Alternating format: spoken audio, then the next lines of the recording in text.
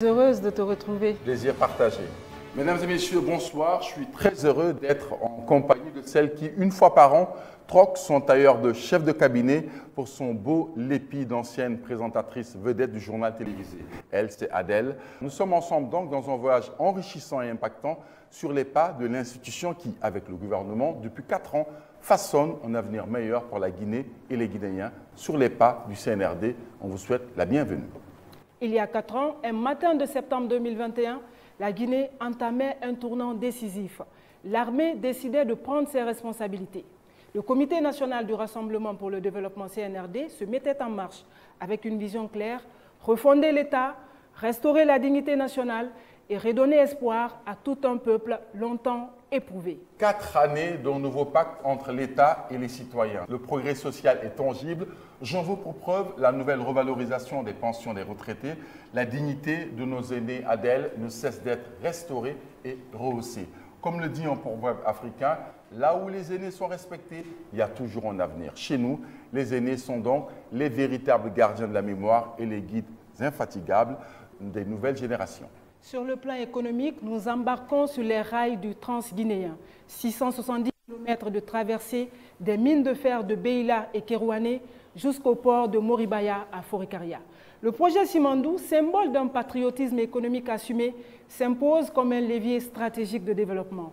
Routes, ponts, ports, nouvelles villes, bref, les infrastructures de désenclavement témoignent d'une transformation rapide et concrète de la Guinée. Enfin, le renouveau politique s'affirme. La Guinée s'est engagée avec ses propres moyens dans un processus inédit avec l'élaboration participative d'un projet de constitution inclusive qui sera soumis à la souveraineté populaire le 21 septembre prochain lors d'un référendum historique. Une étape décisive pour le retour à l'ordre constitutionnel, la mobilisation des citoyens de toutes les localités de Conakry à Yomou et l'engagement de nos compatriotes de la diaspora sont une preuve de maturité politique, celle du peuple du 28 septembre 1958. 4 ans que la refondation est lancée, 4 ans que les graines de la prospérité sont sémées. Les projets arrivent à maturité, la récolte est imminente. Ce soir, dans ce numéro spécial, nous retraçons d'une part le parcours d'un homme profondément amoureux de son pays, le général Mamadi Doumbouya, et d'autre part la patience et la résilience d'un peuple longtemps éprouvé, mais qui entrevoit aujourd'hui le bout du tunnel. Bienvenue dans l'émission Sur les pas du CNRD. Certes, les acquis sont réels, tangibles, incontestables, mais les défis restent immenses. Améliorer la qualité des services publics, élargir l'accès aux infrastructures, créer davantage d'emplois pour les jeunes, consolider la cohésion sociale et renforcer la solidité des institutions. Tout ça pour rappeler que certes, la refondation n'est pas un point d'arrivée, c'est un chemin qui demande exigence, constance et consistance. Fort heureusement, tu l'as dit tout à l'heure, avec le programme Simandou 2040, ce pont vers la prospérité, on est dans la réalité qui va nous permettre donc d'entamer notre développement. Démarrons donc par là où tout a commencé. À la tête du Comité national du Rassemblement pour le développement, un jeune colonel, aujourd'hui président de la République, chef de l'État et chef suprême des armées, général Mamadi Doumbouya, lançait les grands chantiers de la refondation et de la rectification institutionnelle. Mais tout est urgent et la population, longtemps privée de la jouissance des biens du pays, se remet à espérer. Des soleils pâles ont succédé des nuits sans étoiles. Il est temps de s'arrêter un instant et de purifier notre ciel. Il y a tant de beauté à y inscrire. Nous sommes tous dépositaires de cette lumière léguée par nos ancêtres et qu'il faut préserver. C'est vers ceci que je tends chaque jour mes modestes mains, afin de recueillir leurs bénédictions, pour avoir la force et l'humilité de vous servir dans l'unité. Je vous ai fait la promesse de porter à bout des bras cette volonté, notre aspiration de pardon et de rassemblement. C'est rassembler pour avancer. Bienvenue dans l'émission Sur les pas du CNRD. Pendant 90 minutes, nous allons animer avec des confrères venus de la sous-région Aminata Diarasoba, de la radio-télévision ivoirienne RTI, Ismaël Ouedraogo de Burkina Info TV et Sekou Tangara d'Africable au Mali. Bienvenue donc sur ce plateau. Ils seront complétés par des journalistes guinéens, Tcherno Amadou Kamara du site d'information guinée114.com, Aïssatou Bari de Parlement TV et bien sûr Bakar Kondé de la plateforme Guinée-Gouv. Ces éminents confrères vont nous aider à comprendre et parcourir les avancées enregistrées ces derniers mois avec nos invités. Général Aminata Diallo, directrice générale de la Caisse nationale de prévoyance sociale et porte-parole du CNRD, et Dr Youssouf Boundoussila, secrétaire général du MEPUA pour la dynamique sociale. Ils seront nos premiers invités, Dr Diaka Sidibé, ministre de l'Industrie et des PME, et Dr Mahmoud Touré, secrétaire général du ministère de l'Économie et des Finances, seront également sur ce plateau pour parler des performances économiques réalisées ces derniers mois. Enfin, Dienabou Touré, la directrice générale des élections DGE, et Jean-Paul Kotembedouno, membre du CNT, viendront sur le processus d'élaboration du projet constitutionnel jusqu'à sa vulgarisation et les préparatifs du vote référendaire du 21 septembre 2025. Le Guinéen, dans toute sa dimension sociale, est mis au cœur de la refondation. Désormais, le peuple a son mot à dire dans la conduite sociale des affaires. Avec les assises nationales en Guinée et à l'étranger, les immersions gouvernementales et autres formes de consultation, le CNRD se met à l'écoute des voix, jusque-là étouffées par la politique. Adèle, nous allons à présent ouvrir le chapitre qui touche la vie de chacun, chaque jour, l'éducation de nos enfants, la santé de nos familles, la dignité de nos aînés, le vivre ensemble. L'axe auquel le président de la République, le général Mamadi Doumbouya, attache une importance toute particulière, le social. Nous allons constater que le progrès social est plus qu'une promesse, c'est une réalité vécue. Pour réponse à travers cet élément que je vous invite à suivre. Dans les écoles et universités, une révolution silencieuse prépare l'avenir. Avec l'initiative Simandou Academy, l'un des composants du programme Simandou 2040, notamment dans son pilier 2, éducation et culture, la Guinée innove. Le Prytanée militaire de Guinée, symbole d'excellence et de discipline, et les classes préparatoires aux grandes écoles, véritable tremplin vers l'élite académique internationale. Sous l'impulsion des nouvelles autorités guinéennes, nous avons ouvert depuis 2023, il y a 2 ans de cela, une première classe préparatoire aux grandes écoles. C'est quoi une classe préparatoire? C'est une formation universitaire. Des étudiants qu'on a sélectionnés sur concours après un bac avec une mention, avec encore enseignants venus de la France, des pays du Maghreb et quelques professeurs guinéens qui forment nos jeunes étudiants à passer les grands concours comme les Sénégalais, les Ivoiriens, les Français. Et ça nous permet d'avoir des jeunes Guinéens qui vont conquérir et obtenir des places dans des écoles que nous, au départ, nous n'avons pas accès. Donc, par les voies classiques à l'université, nous n'avons pas accès à ces écoles-là. Désormais, chaque étudiant, qu'il soit en Guinée ou à l'étranger, bénéficie d'un accompagnement équitable, transparent et renforcé. Ces réformes façonnent une génération de cadres compétents, de scientifiques et de leaders prêts à façonner l'avenir du pays. Sur les pas du CNRD, la Guinée avance avec l'assurance que son peuple est non seulement protégé et uni aujourd'hui, mais aussi mieux préparé pour demain. Ce volet social avec nos confrères Aminata Garasoba de la RTI. Bonsoir et bienvenue. Bonsoir Adèle, comment vous allez? Ça va. C'est un plaisir pour moi d'être en Guinée. Plaisir partagé. Merci. À côté d'Aminata, nous avons Tcherno Amadou Mbone Kamara, administrateur du site Guinée 114. Bonsoir Mbone, bienvenue. Bonsoir Adèle, bonsoir, merci. Nos invités sont également installés. Général Aminata Diallo, porte-parole du CNRD, directrice générale de la Caisse nationale de prévoyance sociale. Bonsoir Général. Bonsoir Madame Adèle. Bienvenue. Merci. À vos côtés, le secrétaire général du MEPUA, ministère de l'enseignement préuniversitaire et de l'alphabétisation, Dr Youssouf Boundoussila. Bonsoir Général, bienvenue. Bonsoir Adèle, bonsoir à toutes et à tous. Nous allons donc démarrer ces débats en souhaitant Akwaba à Dame Aminata Diarra-Souba. Merci. On va donc au pays de l'hospitalité, même si on ne le dit pas dans notre hymne, la République de Guinée. On va vous donner donc la parole pour poser vos questions. Merci infiniment. Chez nous, en Côte d'Ivoire, on dit Akwaba. Merci. Il y a le CNRD, depuis son arrivée, qui a placé l'éducation nationale au cœur de ses priorités. Alors, je demande, à la date du 5 septembre 2025, dans quel état se trouve le secteur éducatif guinéen? Merci beaucoup pour cette question. Je pense que depuis le 5 septembre 2021, l'éducation commence à se porter très bien.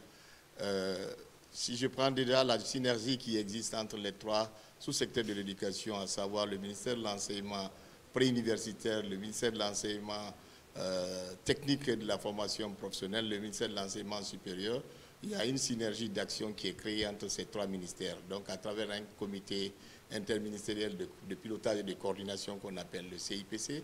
En dessous de ce comité, il y a le groupe sectoriel de l'éducation qui anime, impulse, concerte avec les autres acteurs du système éducatif. Du point de vue réalisation concrète, si je prends au niveau de la gouvernance, puisque ce que je viens de dire, ça cadre un peu le pilotage de la gouvernance, on a fait un certain nombre de choses qui sautent aux yeux. Vous avez vu le reportage qui vient de se passer. En plus de l'enseignement de masse, grâce à la vision de M. le Président de la République, qui a une vision élitiste, il y a eu la création des Britanniques militaires, où les enfants sont éduqués avec la politique et la doctrine de l'excellence. À côté de ça, il y a eu l'instauration de la Semaine nationale du mérite scolaire, qui vient de se couronner, où on a, si vous voulez, célébrer les bacheliers de l'édition 2025, qui s'est passé dans un grand hôtel de la place. Vous prenez les infrastructures, il y a eu la construction de plus de, au niveau préscolaire et au niveau primaire, plus de 1400, 1500 nouvelles salles de classe construites, équipées, qui sont fonctionnelles. Au-delà de ça, vous prenez le renforcement du capital humain, il y a eu le recrutement quand même massif de plus de 10 000 et quelques enseignants, tant au niveau primaire qu'au niveau secondaire. Au niveau primaire, il y a eu je peux parler de 10 000, au niveau du secondaire, 2111. Tous ceux-ci ont été incorporés à la fonction publique, mais cela ne suffit pas. Les défis restent encore à faire. Si je prends l'enseignement supérieur, il y a eu quand même l'élaboration et la validation de la politique nationale des enseignants-chercheurs de Guinée, ce qui est un fait. Vous prenez la digitalisation qui est transversale dans les trois secteurs. Vous prenez aussi le recrutement des enseignants au niveau, au niveau doctoral. On comprend tout de suite qu'il y a eu beaucoup de réformes qui ont été engagées dans le secteur, enclenchées dans le secteur éducatif. Tout à fait. Alors, j'ai envie de savoir, est-ce qu'on peut avoir le nombre d'écoles et lycées qui ont été réhabilités? En termes de lycées, il y a ce qu'on appelle les lycées traditionnels qui étaient dans un état de vétusté très avancé. Il y a quand même une centaine de lycées traditionnels qui ont été... Comment vous expliquez cela? Vous savez, dans la vie d'une école, il y a l'implication des communautés qui est extrêmement importante pour assurer un certain nombre d'hygiène au sein des écoles. Et il est important de préciser aussi, je profite de cette tribune, de dire aux gens que la gestion et le fonctionnement des écoles relèvent des pouvoirs des collectivités locales. Cela n'est pas très bien compris, mais à côté de ces collectivités locales, il y a l'apport des citoyens dans la vie et l'animation des écoles. Chacun joue son rôle. Chacun doit jouer normalement son rôle, mais jusque-là, il y avait les comités de gestion des écoles qui étaient là, qui étaient dysfonctionnels, qui ne fonctionnaient que lorsqu'il y a une certaine subvention. Or, l'apport des parents doit pouvoir permettre à ces écoles d'assurer le minimum en termes d'hygiène. Docteur, je suppose que tous ces enseignants sont pris en charge côté Caisse nationale de prévoyance sociale. Naturellement. Oui. L'autre question, c'est de savoir, parce que vous avez parlé de défis, il y a eu des réformes qui ont été faites, il y a eu des résultats qui sont tangibles. C'est de savoir, est-ce que vous parvenez à résoudre quand même la question du soi? C'est-à-dire qu'on forme beaucoup d'intellectuels, mais au niveau de la main-d'œuvre, ce n'est pas forcément ce que le marché veut que l'école forme. Qu'est-ce que vous faites pour adapter les offres de formation à la demande au niveau du marché? Exactement, c'est dans ce cadre d'ailleurs qu'il y a eu ce qu'on appelle le cadre d'orientation curriculaire. À travers la feuille de route de ce cadre d'orientation curriculaire, nous avons Au moment où je parle, nous avons fini de réviser tous les programmes au niveau des CPE1, CPE2. J'ai pu vous annoncer qu'à partir de la rentrée 2025-2026, ce programme va être mis en application avec de nouveaux manuels scolaires et aussi de nouveaux cahiers de préparation pour les enseignants. Vous prenez l'enseignement technique de la formation professionnelle et de l'emploi. Les programmes qui étaient enseignés là-bas n'étaient pas adaptés sur le marché de l'emploi. Grâce à l'avènement du CNRD, les programmes de ce secteur-là aussi ont été révisés en fonction des besoins exprimés, notamment par les miniers et autres acteurs qui évoluent dans le cadre de la création de l'emploi. Donc, à date d'aujourd'hui, tous les programmes qui sont enseignés, le peu de programmes qui sont enseignés au niveau de ces écoles et autres centres de formation professionnelle sont calqués clairement sur les besoins du marché de l'emploi. Puisqu'on parle du volet éducation générale Aminata, est-ce qu'on peut savoir ce que la Caisse de prévoyance sociale fait pour que ces enseignants-là puissent être dans de bonnes conditions et puissent donner l'éducation qu'il faut aux enfants dans les écoles? Qu'est-ce que la Caisse de prévoyance sociale fait? Est-ce qu'il y a une couverture pour ces travailleurs? Je commencerai d'abord par souhaiter un joyeux anniversaire, les meilleurs vœux au président de la République, chef de l'État, chef suprême des armées, au CNRD, au gouvernement et toute la population guinéenne. Joyeux anniversaire pour le 5 septembre. Donc, pour répondre à cette question, à l'arrivée du CNRD, le président a confié une mission au niveau de la Caisse nationale de prévoyance sociale pour faire une prise en charge médicale de tous les fonctionnaires et retraités de la République de Guinée. Donc, pour ce qui est des enseignants, aujourd'hui, les enseignants sont pris en charge sur toute l'étendue du territoire à hauteur de 80%. Les 20% sont à la charge du malade. Donc, ça ne coûte absolument pas grand-chose aujourd'hui pour les fonctionnaires. Donc, ces enseignants aujourd'hui sont contents. Les syndicats, ils ont mis des lettres, ils ont émis des lettres, ils ont écrit pour dire merci au président de la République. Donc, l'acte social aujourd'hui, tous les fonctionnaires de la République de Guinée, même les retraités, ils sont pris en charge à 80% au niveau de la Caisse nationale de prévoyance sociale. Dans le cadre de l'une de vos principales réformes, c'est-à-dire la couverture médicale universelle, on est bien d'accord? La couverture maladie universelle, c'est un concept. Aujourd'hui, on va vers la couverture maladie universelle. Ce n'est pas la Caisse nationale de prévoyance sociale qui va instaurer la couverture maladie universelle. Au fait, c'est la sommation de beaucoup de départements. Aujourd'hui, la Caisse nationale de sécurité sociale est en train d'étendre sa couverture maladie vers le secteur informel. Parce que vous savez que la Caisse nationale de sécurité sociale s'occupe du secteur privé et moi, je m'occupe du secteur public. Donc aujourd'hui, il y a le fonds d'indigence aussi parce qu'on parle de l'axe social, on ne parle pas seulement de la Caisse nationale de prévoyance sociale. Le fonds d'indigence est là aujourd'hui pour faire les prises en charge de toutes les personnes démunies au niveau de la République de Guinée. Les personnes atteintes d'albinisme, les personnes qui sont frappées par un handicap. Donc en République de Guinée, je vous rassure qu'il y a une prise en charge de tous les fonctionnaires, dans le secteur privé ainsi que les indigents. Peut-être une dernière question sur cet aspect, avant de passer aux autres aspects, sur le secteur général, c'est de savoir qu'est-ce que vous faites, puisque la refondation aussi, qu'est-ce que vous faites pour refonder le programme d'éducation? Les professionnels de l'éducation nous disent que depuis longtemps, nous fonctionnons sur le même programme. Est-ce que vous réfléchissez à doter l'école de nouveaux programmes? On a parlé du COC tout à l'heure, du cadre d'orientation curriculaire. Exactement. Je venais tout juste de parler, merci de m'avoir rappelé, je venais tout juste de parler du cadre d'orientation curriculaire qui a une feuille de route concernant la revue des programmes qui sont caducs. Je viens d'affirmer que les programmes de CP1 et CP2 vont être opérationnels dès la rentrée prochaine. Donc progressivement, on va aller vers le CE1, C2 jusqu'à CM1, CM2. Après, on a d'accélérer un peu. Oui, et on ne peut pas accélérer parce qu'on ne peut pas mettre la charrue avant les bœufs. Il faut aller progressivement. C'est même la consigne du BIE qui nous a accompagnés, nous a recommandé. Donc c'est cette feuille de route que nous sommes en train de suivre. Moi, je reviendrai vers Général Aminata. Je voudrais savoir comment la prise en charge effective se passe dans les hôpitaux. Quel dispositif la Caisse nationale de prévoyance sociale a mis en place au niveau des hôpitaux publics pour pouvoir prendre en charge effectivement les fonctionnaires et puis les enseignants dont on parle?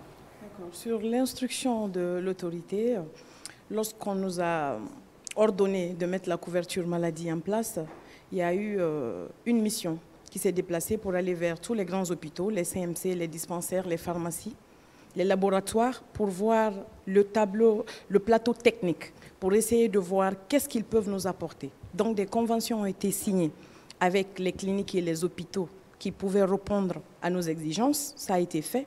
Donc des points focaux et des médecins conseils ont été recrutés au niveau de la Caisse nationale de prévoyance sociale. Dans les hôpitaux, je vous donne un simple exemple. Un monsieur A, monsieur X qui est malade, qui est un enseignant, il se déplace pour aller vers l'hôpital d'Onka, il va trouver notre représentant dans un bureau, là où c'est mentionné point focal de la CNPS. Vous rentrez, il va vous aider à réaliser, à entamer la procédure administrative. Par la suite, c'est la même personne qui vous accompagne vers le médecin qui est censé faire la consultation. Et avant d'arriver au niveau de ce médecin, vous n'êtes pas obligé de passer vers la caisse pour payer les 20% qui reviennent aux fonctionnaires.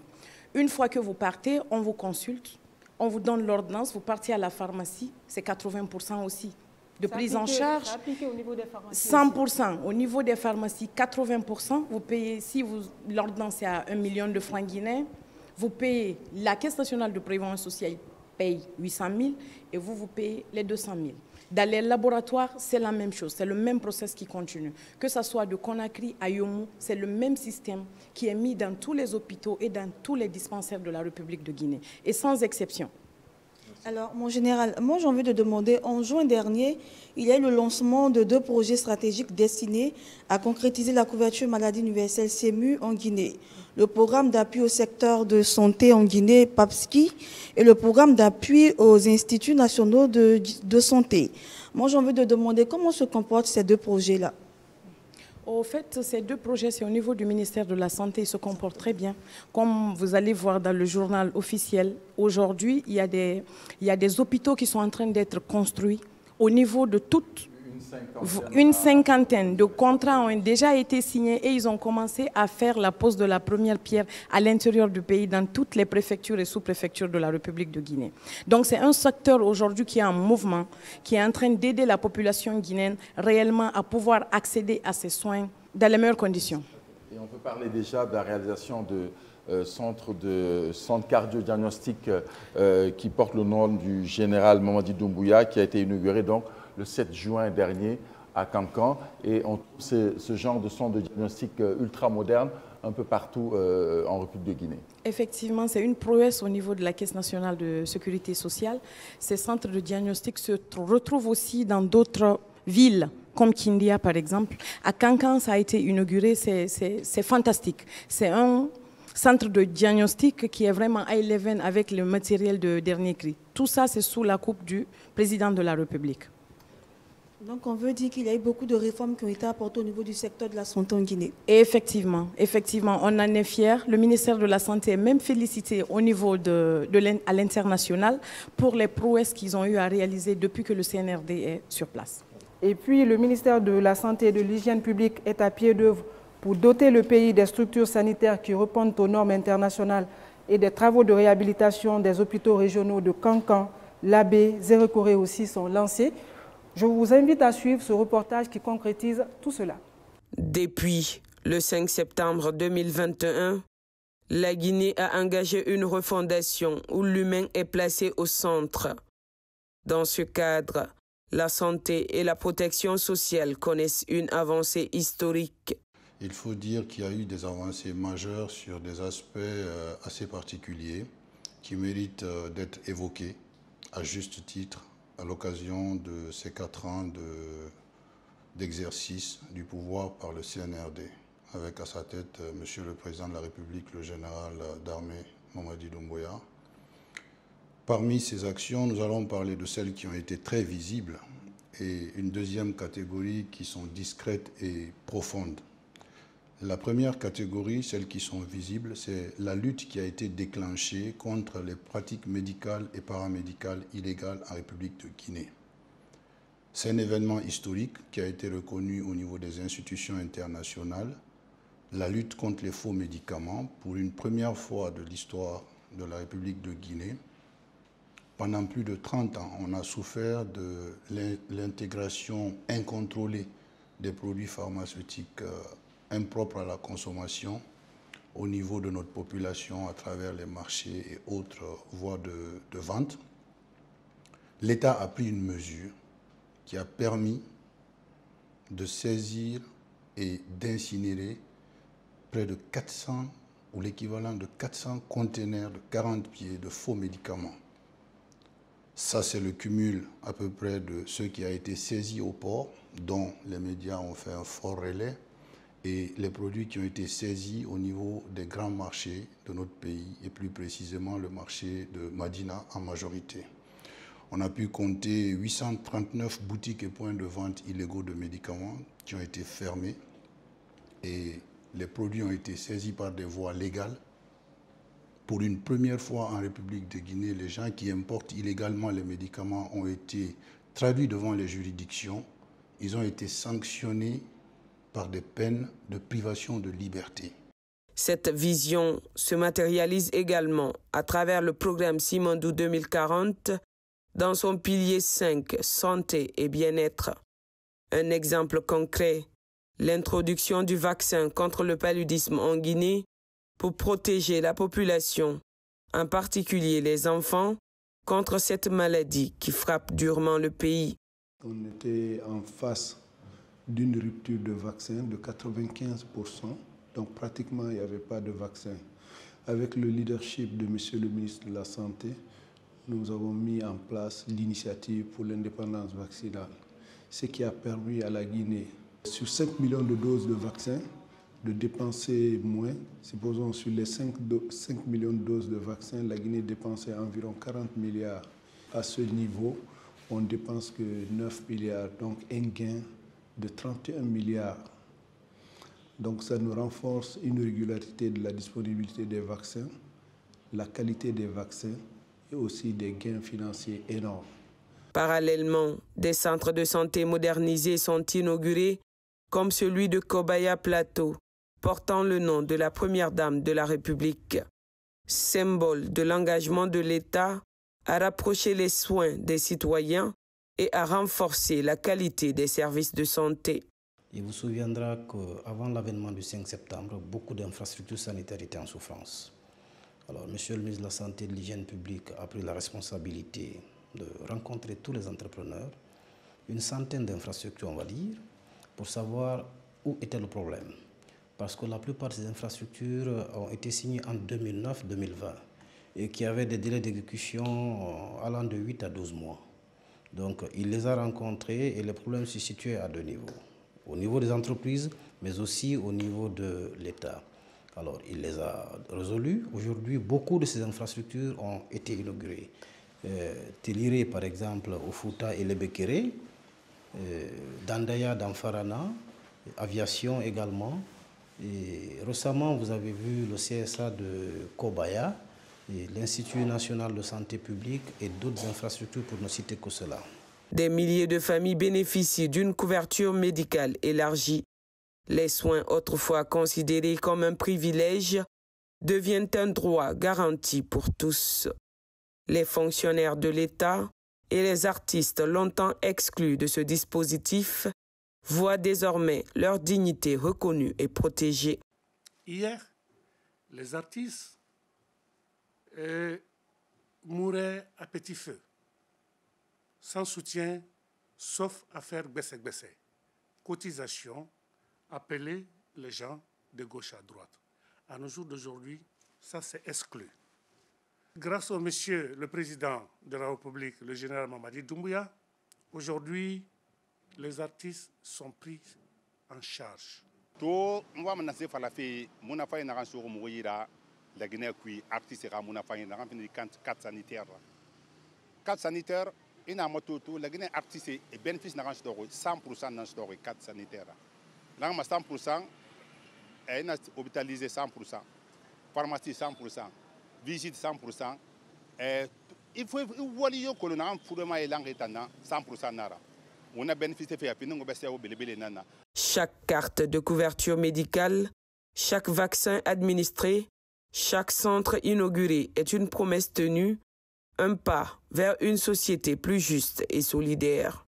Sur les pas du CNRD, la Guinée se construit en protégeant chaque citoyen Parce qu'une nation forte est d'abord une nation rassurée. L'élément qu'on vient de voir, dites-nous, est-ce que la couverture vaccinale sur le paludisme est effective sur l'ensemble du territoire guinéen? Effectivement, cette couverture vient d'être lancée par le ministère de la Santé et la cérémonie a été présidée par le Premier ministre, chef du gouvernement. Et je pense qu'on a vu dans le reportage qu'il y avait des bébés qui étaient en train de se vacciner, ainsi de suite. Elle est vraiment effective. Une fois qu'il y a un lancement en République de Guinée, ce n'est pas juste lancer aujourd'hui et dire qu'il n'y a pas les mesures qui sont prises après. Les mesures sont prises et exécutées à la lettre. Donc cette vaccination, elle existe en République de Guinée contre le palu. Alors, l'autre chose dont je veux qu'on parle tous les deux, c'est que c'est un aspect aussi non moins important de l'axe social de la gouvernance du CNRD, c'est la cohésion sociale. Le chef de l'État en a fait une priorité, en tout cas dans ses discours officiels. Il y a eu des assises nationales qui ont abouti à 45 recommandations. Est-ce qu'aujourd'hui, le CNRD s'est soucié de la mise en œuvre des recommandations de ces assises nationales pour recoudre le tissu social qui était en lambeaux? Effectivement, à la prise du pouvoir le 5 septembre, le président de la République avait déjà observé qu'il y avait une fissure du tissu social. Donc, aux premières heures, toute la République de Guinée a vu, c'était les assises nationales pour essayer de voir qu'est-ce qu'il faut faire pour le pays en premier lieu. Donc, ça a été fait. C'est 45 recommandations, mais je vais vous en donner quelques-unes. C'est l'ouverture du procès du 28 septembre. L'indemnisation des victimes a déjà commencé pour ce procès. Cette indemnisation était l'une des recommandations d'ailleurs. Effectivement, donc je pense qu'elle est effective. Elle est effective. Il y a des personnes qui sont déjà rentrées en possession de leur indemnisation et le circuit est en train de continuer au niveau du ministère de la Justice. Maintenant, l'indemnisation aussi des déguerpis de caporaux. On a tous vu effectivement qu'il y a eu des maisons qui ont été rasées. Voilà. Donc avec le CNRD, ils ont été appelés, ils ont été recensés par la SONAPI et je pense qu'ils ont été indemnisés. Et ce processus, effectivement, ce processus aussi est en train d'être achevé avec la direction générale de la SONAPI, sous contrôle de la présidence et du gouvernement. La toute dernière question. Ma dernière question, c'est qui travaillent les fonctionnaires. Qu'est-ce que le CNRD a fait pour améliorer le pouvoir d'achat des fonctionnaires? D'accord. Est-ce qu'il y a eu un effort? Beaucoup d'efforts pour les fonctionnaires, ils le savent, parce qu'il y a eu augmentation. Je pense que c'est une première en République de Guinée que la fonction publique fasse des partenariats ou des protocoles d'apport avec les syndicats pour améliorer le salaire de ces fonctionnaires. Ils viennent à peine d'être la dernière tranche. À hauteur de 25%. À hauteur de 25%, ça vient d'être fait, je pense, il y a 3 mois. Et, pardon? Je dis Madame Adel Matrice. Voilà, c'est parce qu'elle est fonctionnaire, bien sûr. Donc, il y a 3 mois de cela que les 25% restants ont été versés à ces fonctionnaires. Aujourd'hui, le fonctionnaire guinéen, je pense que vraiment, il ne se plaint plus comme dans le passé. Voilà. Banks, il ne nous reste plus qu'à remercier nos invités et nos confrères. Et un débat qui a permis donc de rappeler qu'effectivement l'axe social est un volet prioritaire de la refondation et un axe social qui vient donner force à notre devise travail, justice, solidarité. Merci Aminata Diarasouba. Merci Tierno Amadou Camara du site guinée114.com. Des questions, on en a toujours, mais on aura l'occasion de poursuivre le débat. Je vous remercie pour cette émission et je profite de l'occasion aussi pour dire à tous les retraités de la République de Guinée d'aller se faire recenser et d'essayer de trouver des comptes bancaires parce que là, la caisse est dans la modernisation absolue. Il faut qu'on essaye d'éviter le cash pour que tout soit bancalisé, comme dans les autres, digitalisé, comme dans les autres pays de la sous-région. Je vous remercie. Merci, Général. Merci, Dr Youssouf Boundou. Général aussi, je t'ai vu dire général et général militaire et secrétaire général, bien sûr, du ministère de l'enseignement préuniversitaire. Un dernier mot aussi? Le dernier mot, c'est juste vous remercier pour une telle initiative. Quand on voit un pays qui est dans la paix, qui est dans la stabilité et qui est en train de se développer, je pense que c'est un gage certain que nos enfants pourront avoir un avenir meilleur pour qu'ils puissent prendre les destinées de ce pays. Ça, c'est grâce à la vision d'un homme, un seul homme et ses proches collaborateurs qui a fait que vraiment le Guinéen peut penser à ce que demain sera meilleur qu'aujourd'hui. Je vous remercie. Merci. Merci au CNRD. Nous sommes toujours sur les pas du CNRD. On se retrouve juste après cette petite virgule pour l'axe économique, le deuxième axe de la refondation dans le cadre de l'émission sur les pas du CNRD Adèle. À tout à l'heure. Le développement économique est au cœur de la refondation nationale. Depuis 2021, la Guinée a engagé des chantiers structurants qui redessinent son avenir et posent les bases d'une prospérité durable. Au centre de cette transformation se trouve le méga-projet Simandou. Bien plus qu'une mine de fer, Simandou est une ambition nationale, une vision intégrée qui unit le pays par son chemin de fer transguinéen, l'ouvre au monde par son port en eau profonde et l'ancre dans la modernité grâce à ses zones industrielles. Il a fallu l'arrivée du président Mamadi Doumbouya et son équipe s'impliquer dans ce projet pour dire on va apporter des changements majeurs à ce projet-là. Premièrement, c'est un seul projet qui va se faire, un projet avec toutes les parties où la Guinée va être partie intégrante et qui aura son mot à dire. Donc il a eu la présence d'esprit de mettre tout le monde autour de la table. Ça n'a pas été facile, comme on peut l'imaginer. Ça a été très compliqué, mais les résultats sont là aujourd'hui. On a un projet minier qui a 4 composantes, qui a une première composante qui est mine, la gestion des mines. Donc il va y avoir des extractions de minerais de fer. La deuxième composante, c'est les infrastructures. Voici un projet qui fait 650 km de voies ferrées en double sens. Il y a un port de standard mondial qui est en train d'être finalisé. Et au bout, une aciérie qui va être aussi mise en place pour transformer localement les minerais de fer en Guinée. Et cerise sur le gâteau, la compagnie de la Transguinée est créée. C'est elle qui va gérer tout le projet, que ce soit les infrastructures, que ce soit les mines. Derrière ces infrastructures colossales, ce sont des milliers d'emplois qui naissent, des compétences nouvelles qui émergent et les fondations d'une industrialisation durable qui se posent.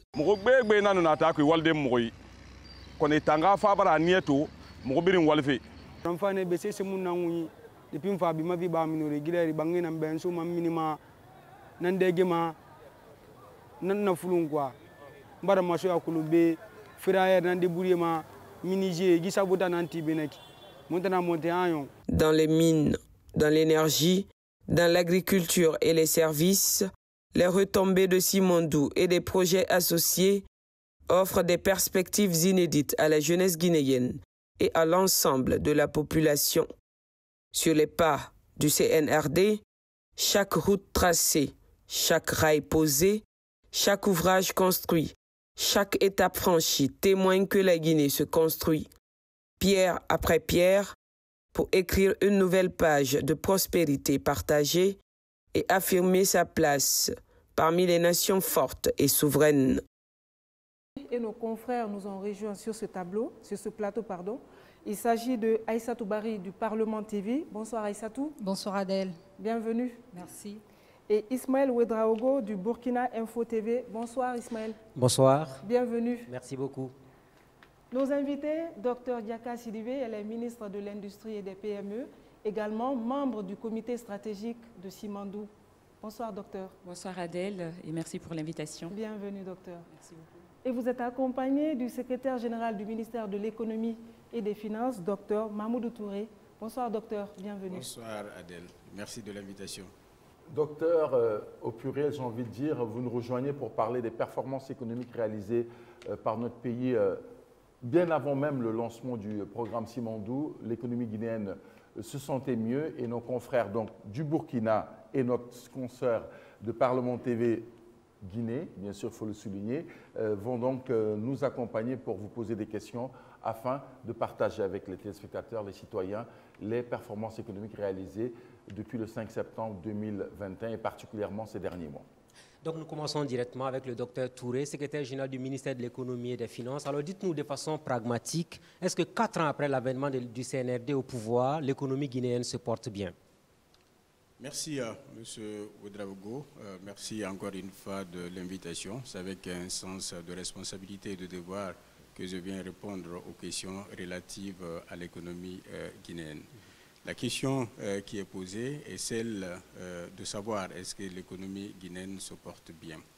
Pour évaluer cela, nous devons avoir à l'esprit qu'il faut que nous prenions en fait deux dimensions, la dimension temps et la dimension espace. Quand on regarde ces deux dimensions et qu'on regarde l'indicateur, le principal indicateur qui est souvent utilisé, qui est le taux de croissance qui mesure la richesse créée dans un pays, on peut dire que l'économie guinéenne se porte bien.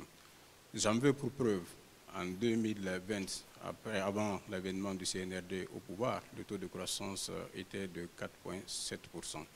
Sur la durée du CNRD, c'est-à-dire de 2021 à 2024, même si on rajoute 2025, on est à un niveau de taux de croissance de 6%, qui est supérieur à la richesse créée au niveau de la sous-région de l'Afrique subsaharienne, oui, qui est de 4%, et au niveau mondial, qui est de 3, voire même moins de 3%.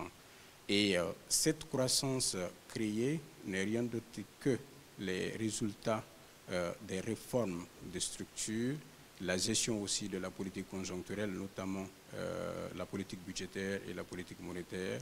Ce sont, disons, ces réformes et ces initiatives au niveau des autorités du pays qui ont permis d'enregistrer ce niveau de performance comparativement aux autres pays. Il faut aussi rappeler que le CNRD est arrivé au pouvoir après un choc terrible dû à l'avènement de la crise de la pandémie de Covid-19. Pour répondre très simplement à votre question, est-ce que l'économie guinéenne se porte bien? Oui. Il faut aussi rappeler qu'il y a quelque temps, nous avons connu un choc terrible suite à l'incendie du principal dépôt de carburant en décembre 2023 sur une prévision de croissance de 4,1% du Fonds monétaire international. La Guinée, grâce aux efforts des autorités, grâce aux efforts du gouvernement, nous avons réussi à enregistrer un taux de croissance en 2024 de 6,6%, au-delà des prévisions initiales, ce qui est en soi une performance qu'il faut saluer. Docteur, on parle d'un autre sujet d'actualité, la crise de liquidité. Le 31 août 2025, donc dimanche dernier, la Banque centrale de la République de Guinée réceptionnait un lot de nouveaux billets de banque, donc pour résoudre la crise de cash. Dites-nous concrètement, qu'est-ce qui a favorisé une telle situation et que faites-vous pour y pallier? Très bien, c'est une question d'actualité et qui nous concerne tous, non seulement en tant que gouvernants, mais aussi en tant que, disons, citoyens. La monnaie que nous utilisons, c'est un instrument de transaction. C'est ce qui nous permet de faire nos transactions, de faire nos courses, de faire nos démarches. Il faut rappeler que monsieur le gouverneur de la Banque centrale a eu à communiquer de long à large là-dessus par rapport au taux de rétention des billets qui ne se retrouvent pas au niveau du circuit bancaire. Donc cette situation, c'est un peu une combinaison de beaucoup de facteurs, notamment le niveau relativement faible du taux de bancarisation, ce qui est en soi un défi pour les autorités, mais un défi aussi pour l'ensemble du pays. Avec un niveau de taux de bancarisation qui est à moins de 20%, il y a forcément une tentation à thésauriser, à garder de l'argent. Mais tout ceci n'est qu'une question aussi de confiance en l'économie. Et c'est pourquoi... une exception guinéenne, hein, parce que quand vous dites ça, ce n'est pas une exception guinéenne. La plupart des pays africains sont dans la même situation, mais on n'a pas une crise de liquidité comme en Guinée. Est-ce que ce n'est pas un manque de vision qui est à l'origine de cette situation, justement, à votre niveau? Loin s'en faut. Manque de vision, absolument pas. Absolument pas. C'est plutôt travailler à communiquer davantage avec les acteurs de la vie socio-économique, notamment les acteurs de la vie économique, à l'effet d'accepter de remettre la liquidité qu'ils ont à leur disposition dans les circuits bancaires. Vous allez beau émettre de l'argent dans l'économie, si les plus de 94% sont gardés ailleurs, chaque fois, vous aurez besoin de liquidité pour faire fonctionner votre économie. Est-ce que ce n'est pas de votre rôle justement de faire en sorte que cet argent-là ne soit pas gardé ailleurs et qu'il se trouve dans le circuit économique du pays? C'est justement ce que je vous ai dit. Il y a un travail de fond à faire pour améliorer le niveau de confiance entre les gouvernants et les gouvernés, surtout entre le système bancaire et les citoyens. Parce que s'il faut déposer votre argent tout en faisant des heures de queue pour pouvoir le retirer, il va sans dire à un moment donné que vous allez vous dire garder l'argent sur soi est mieux. Mais sauf que les gens aussi prennent des risques. On a vu tout récemment les incendies qu'il y a eu, les risques aussi de vol, c'est à leur risque et péril. Donc le gouvernement est en train de travailler là-dessus pour sensibiliser les gens, parce que l'économie en soi, c'est un circuit. Ce que vous gagnez, c'est ce que les autres perdent. Ce que vous donnez, c'est ce que les autres reçoivent. Donc c'est pourquoi le gouvernement est en train vraiment de travailler là-dessus pour sensibiliser les uns et les autres. Mais il faut aussi comprendre que l'injection aussi de la liquidité, c'est quelque chose qui est tout à fait normal. Chaque année ou à chaque moment, la Banque centrale fait des émissions de billets de banque. Vous savez pourquoi? Parce que tout simplement, à cause de la circulation de la monnaie qui passe de main en main, les billets sont fatigués. À un moment donné, il faut les retirer de la circulation pour injecter de nouveaux biens. Au-delà de cela, lorsque vous regardez la dynamique démographique de la Guinée, c'est 2,8% de taux de croissance démographique. Ça veut dire que la population va crescendo. Qui parle de population qui va en augmentant parle de demandes de plus en plus pressantes. Quand on voit aussi tous les investissements qui se font actuellement dans notre pays, la demande va crescendo, donc le besoin en termes de liquidité va en augmentant. Donc les autorités monétaires répondent régulièrement à cette demande pressante ou à cette demande supplémentaire en injectant de nouveaux billets. Ce n'est pas quelque chose d'extraordinaire. Docteur Diaka Sidibé, qui est actuel ministre de l'Industrie et des PME, vous venez de suivre tout à l'heure le SG qui parle de faible taux de bancarisation. Votre département peut jouer un grand rôle dans cette réalité. Absolument, merci beaucoup pour cette invitation et surtout à l'occasion de la célébration de l'an 4 du CNRD sous le leadership du général Mamadi Doumbouya, président de la République de Guinée. Alors, je prends la parole au nom du comité stratégique de Simandou, qui est placé sous les directives du ministre Diba Diakité, ministre directeur de cabinet de la présidence de la République. Et en ce qui concerne justement la question économique, le secrétaire général l'a rappelé. Depuis l'avènement du CNRD, nous avons quand même un cadre macroéconomique qui s'est stabilisé, avec des réformes majeures aussi portées par le gouvernement dans son entièreté, que ce soit au niveau pool économique ou en tout cas au niveau des secteurs connexes, dont les secteurs porteurs de l'économie, qui est le commerce, l'industrie, les télécommunications et autres. Nous nous sommes engagés aujourd'hui à relever ce défi. Alors oui, pourquoi le ministère peut jouer un rôle? C'est dans la formalisation aussi et l'accompagnement des PME, à la création d'entreprises, à la formalisation d'entreprises, parce que tant que notre économie est aussi une économie de rente et est basée sur l'informel, donc des crises comme ça peuvent survenir. Mais aujourd'hui, c'est la réponse que l'État donne sur laquelle nous devons un peu mener la communication afin de pallier à cette crise. Et je pense que M. le secrétaire général l'a rappelé, des mesures sont prises afin de stabiliser cela et ce n'est pas qu'une monnaie courante que pour la Guinée. Ceci arrive et c'est notre réponse face à une telle crise qui définit un peu les orientations du gouvernement sous le leadership du Premier ministre, chef du gouvernement. Donc oui, nous pouvons jouer un rôle. Il faudrait que nos entreprises qui se créent puissent se bancariser, qu'il y ait de la formalisation d'abord de l'entreprise. Pour rappel, depuis l'avènement du CNRD, le ministère en charge de la promotion du secteur privé, qui est aussi le ministère de l'Industrie et des PME, a vu le taux de création d'entreprises vraiment s'augmenter. L'année dernière, nous avons placé j'ai envie de dire, le barème à 14 000 créations d'entreprises. Nous sommes arrivés à 17 000. Cette année, nous nous sommes fixés les mêmes objectifs et nous sommes presque au mois de septembre 2025, nous sommes au moins à 85% de l'atteinte de ces objectifs. Donc oui, dans le cadre du cadrage macroéconomique, c'est tout ce qui pèse également pour un pays, pour un État, et pris de sa souveraineté économique et aussi de l'impact que pourraient avoir les projets structurants, comme le projet Simandou sur notre économie. Alors, ce que vous dites est assez pertinent, Madame le ministre, on peut le dire. Il ne suffit pas de créer des entreprises, c'est la viabilité qui compte. Alors, je reviens au secrétaire général du ministère de l'Économie et des Finances. Quelle est la politique fiscale, justement, pour soutenir les nouvelles entreprises qui se créent? Parce que ce qu'on entend dans la plupart des pays africains, on pousse les jeunes à créer des entreprises et rapidement, ils sont rattrapés par les politiques fiscales qui sont mises en place par les autorités. Très bien. Au niveau de la politique fiscale, il y a deux dimensions. Il y a la dimension d'abord politique fiscale pour mobiliser davantage de recettes, investir, lever surtout des contraintes d'offres, permettre aux entreprises, parce que lever des contraintes d'offres, c'est aussi investir dans des projets structurants, comme Madame la ministre l'a souligné. Construire des routes, c'est de permettre à ces entreprises d'avoir accès aux matières premières à moindre coût, de pouvoir transporter à moindre coût, de pouvoir avoir accès aux débouchés, de pouvoir aller chercher les matières premières à l'intérieur du pays. Ça, c'est un premier facteur. Et l'État, sous la vision, sous le leadership du général Mamadi Doumbouya, est en train de faire un travail colossal qu'il faut vraiment apprécier à sa juste valeur. C'est ce qui consiste à créer, à construire des infrastructures routières.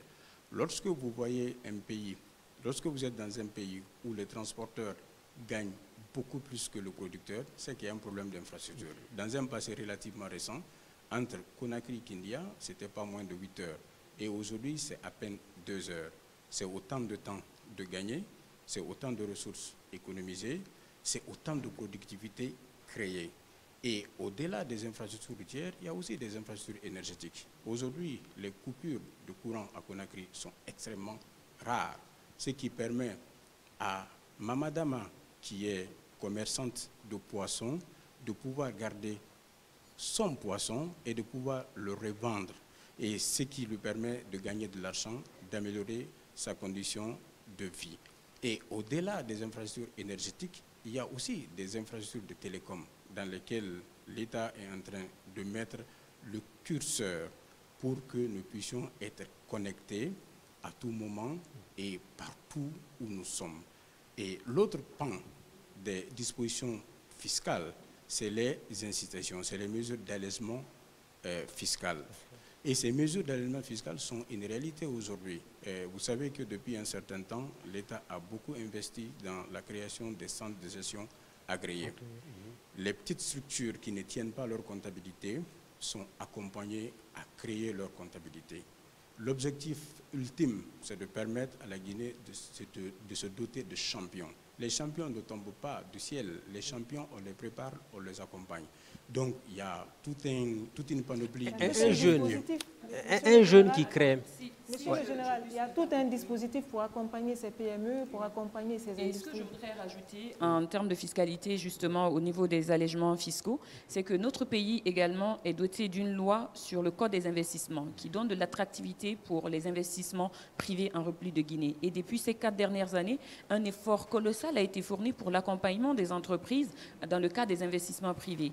C'est des allègements fiscaux, ce sont des allègements au niveau du cordon douanier. Et aujourd'hui, les équipes conjointes du ministère du Budget, du ministère des Finances et de l'Industrie travaillent en étroite collaboration afin de faciliter la mise en œuvre de cela. Et comme je le disais tantôt, pour qu'il y ait cette crédibilité de notre économie et qu'il y ait cette stabilité aussi de l'économie, c'est toutes ces mesures prises de part et d'autre qui puissent collaborer ensemble à travers une synergie d'action. Et c'est cette synergie d'ailleurs qui a été prônée par le chef de l'État, le général Mamadi Doumbouya, qui demande à ce que des programmes d'envergure soient mis en place et que ces programmes puissent répondre aux besoins socio-économiques de notre pays.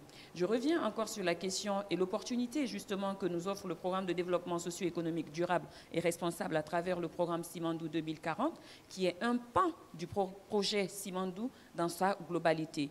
Qu'on passe des mines aux infrastructures, comme le disait tout à l'heure, jusqu'au niveau commercial ou industriel, ceci vient, j'ai envie de dire, de la vision du chef de l'État. Et c'est ce que le comité stratégique aujourd'hui, Simandou, essaye de mettre en place, de mettre en œuvre avec les partenaires industriels, avec les cabinets prestigieux qui accompagnent notre pays aujourd'hui pour donner une réponse économique et donner les impacts que peuvent avoir ce projet sur notre économie et sur la vie de nos concitoyens. Simandou 2040, comme on le sait, c'est le programme de transformation économique et sociale accélérée de la Guinée pour les 15 prochaines années. Madame la ministre, vous êtes membre du comité stratégique et ce programme se repose sur 5 piliers. Donc, tous les aspects socio-économiques de notre pays sont touchés. Alors, à la différence des programmes ou des projets antérieurs, le programme de développement socio-économique durable et responsable nommé Simandou 2040 sous la houlette du général Mamadi Doumbouya repose sur 5 piliers, comme vous l'avez dit, et ces 5 piliers aujourd'hui déclinent les priorités de notre vie, que ce soit la vie sociale, la vie économique et la vie politique. Et quand vous prenez chacun de ces piliers, en commençant par le pilier 1, agriculture, industrie alimentaire et commerce, c'est donner une réponse tout de suite à l'autosuffisance alimentaire et créer un hub sous-régional autour de la Guinée, autour des parcs industriels, des agropoles industriels, afin de soutenir notre économie à travers la création de chaînes de valeur agro-industrielles. Dans le cas de la ZLECAF notamment. Exactement. Cette ouverture qu'on a aujourd'hui avec la zone de libre-échange continentale africaine, la ZLECAF, donne l'opportunité à ce que la Guinée soit au cœur d'un hub régional de commerce international et intra-régional. Le pilier 2, qui est l'éducation et la culture, c'est le cœur même et aujourd'hui une des composantes essentielles du programme de développement socio-économique durable et responsable Simandou 2040 et qui a une composante phare qui est Simandou académique. C'est une initiative d'excellence académique.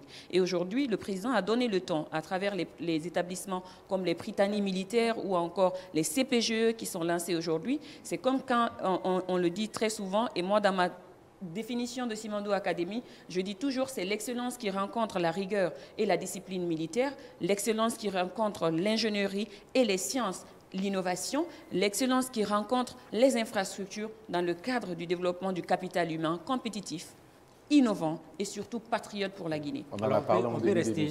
Le troisième pilier qui concerne les infrastructures, les transports et la technologie. Je pense qu'aujourd'hui, ceci n'est plus à décrire dans notre pays. Depuis 4 ans, les infrastructures routières émanent de partout, sur toute l'étendue du territoire national. Dans le cadre du projet Simandou, nous avons 650 km de rails, de voies ferrées, une première dans notre pays, et qui est aujourd'hui le transguinéen, qui, au-delà de transporter les minéraux, va transporter les personnes, les biens et les marchandises. Ça, c'est essentiel pour la vie. Et le développement de toutes les villes qui seront traversées. Et des 11 préfectures transversées par ce corridor. C'est pourquoi il est appelé... Ce sont des nouvelles villes. Et autour de ces nouvelles villes, nous comptons créer tout un écosystème. Que ce soit des routes, bien sûr, qui parlent de nouvelles villes, parlent de voies de communication. Ce sont les routes, c'est les transports, c'est également la technologie, c'est l'énergie, ainsi de suite. Le troisième pilier, on parle de l'économie. Le quatrième pilier, c'est l'économie. Ce sont les finances, c'est l'assurance.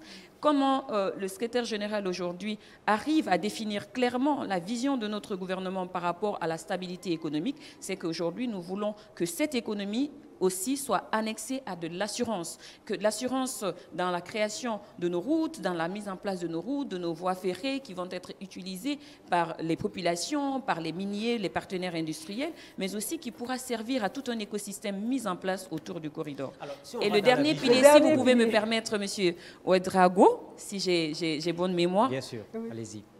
Toute cette dimension du programme, la finalité, elle est merveilleuse. Et elle a été bien réfléchie. Et c'est cette vision qui fait qu'aujourd'hui, nous soutenons les actions du CNRD en sa tête, le président de la République, le général Mamadi Doumbouya. C'est la santé et le bien-être de nos populations. Des mines à nos plateaux, c'est-à-dire dans nos assiettes, à travers l'autosuffisance alimentaire, s'occuper de l'éducation d'un capital, d'un vivier compétitif guinéen issu de toutes les régions de notre pays, sur toute l'étendue du territoire national, à travers cette initiative éducative d'excellence qui ne connaît ni religion, ni ethnie, ni discrimination régionale. Et ensuite, s'occuper de tout ce qui concourt à la mise en place d'une économie stable. Ce sont les routes, ce sont les voies de communication, de transport. Et pour finir, prendre soin de sa population. C'est ça le programme de développement socio-économique Simandou, qui prend son essence au niveau du projet Simandou. Et comme vous le savez, Simandou, c'est ce bloc minier qui est notre patrimoine de la Guinée et qui est aujourd'hui notre label Made in Guinée. Voilà. Alors, je suis obligé maintenant de revenir, parce que là, vous avez fait une vision tellement holistique de la question. C'est très bien, parce que vous l'avez développé de fond en comble. Mais la question s'adresse à vous deux en même temps, que ce soit le secrétaire général du ministère de l'économie et à Madame la ministre de l'Industrie. Les Guinéens qui nous regardent vont se poser une ou deux questions. La question de la transparence, la question de la bonne gouvernance, la question de la lutte contre la corruption. Est-ce qu'à votre niveau, vous garantissez que toutes ces facettes-là seront prises en compte de telle sorte que certains ne soient pas marginalisés et que ce ne soit que l'élite qui va profiter finalement du projet Simandou 2040. Je vais juste donner l'exemple dans le cadre de Simandou Academy. Le recrutement dans le cadre du programme de Simandou Academy, vous allez comprendre aujourd'hui que ce sont tous les Guinéens qui sont concernés. Sans discrimination. Sans discrimination, provenant de toutes les préfectures de notre pays. Les meilleurs dans toutes les régions de la Guinée, sans discrimination, je l'ai dit tout à l'heure. Cela dénote d'une transparence, mais de l'inclusivité aussi territoriale. Et cela, c'est une vision du chef de l'État. En ce qui concerne la bonne gouvernance aujourd'hui, nous avons mis des instruments depuis l'avènement du CNRD, comme la CRIEF, pour justement tout ce qui est crimes financiers et autres, dans le cas des détournements. Le secrétaire général l'a rappelé, nous avons eu, depuis l'avènement du CNRD, quand même un cadrage macroéconomique stable. Si nous avons pu porter des réformes majeures pour la stabilité de notre économie, c'est qu'il y a une question de bonne gouvernance qui est mise en exergue. C'est vrai que notre population a encore des attentes. Il y a encore des défis à relever, mais nous sommes convaincus qu'avec le président de la République, nous œuvrons auprès de chaque acteur de notre écosystème guinéen afin que cette bonne gouvernance soit notre cheval, comme on le dit, cheval de bataille, et que cela soit une réalité, que ça se ressente par le dernier Guinéen à Yomou et qu'ils comprennent les efforts fournis aujourd'hui par le gouvernement sous la houlette du CNRD. La question de la corruption, c'est important que le secrétaire général parle de la question de la corruption. De la corruption, d'accord, on vous écoute, monsieur le docteur. Merci, monsieur Ouedraogo. La question de la gouvernance, c'est une question transversale. C'est pour cela, au niveau des piliers de Simandou, du programme Simandou 2040, vous n'avez pas un pilier dédié gouvernance. Parce que la question de gouvernance se rapporte à tous les piliers. Au-delà de la question de gouvernance, il y a la question aussi environnementale, qui est une question transversale. Je voudrais vous dire que le programme Simandou 2040 vient d'une vision, celle du président de la République, et une Guinée prospère à un horizon donné. Mais pour faire de cette vision une réalité, il faut mettre en place un plan stratégique. Et nous sommes en 2025. Je vous rappelle que c'est la dernière année du programme de référence intérimaire qui a été le premier programme de développement du CNRD. La réflexion qui a été menée, c'est de partir des aspirations, de faire un diagnostic. Et c'est de ce diagnostic que, disons, les 5 piliers ont découlé, qui ont été brillamment présentés par Madame la ministre. Et derrière ces 5 piliers, vous avez ce qu'on appelle des projets d'investissement. Et en plus des projets d'investissement, vous avez ce qu'on appelle des réformes de structure. Je vais juste m'en tenir aux projets d'investissement, parce que c'est aussi le rôle du ministère de l'Économie et des Finances de faire la programmation de ces projets d'investissement. Mais au-delà, grâce au CNRD, la Guinée, pour la première fois, et c'est l'un des rares pays de la sous-région, a se doté d'un décret portant gestion des investissements publics en République de Guinée. Et ce document encadre les procédures, les acteurs et les étapes de conception des projets d'investissement. La question de transparence et la question de gouvernance, elle est complètement réglée à l'intérieur. Parce qu'on ne fait pas de la programmation des investissements à travers un claquement de doigts. C'est toutes les parties prenantes, tous les acteurs, avec des critères qui sont connus. Critères de pertinence, pertinence par rapport à la vision in fine, critères de faisabilité, parce que ça ne sert à rien de programmer des projets d'investissement qui n'ont aucune chance d'être réalisés.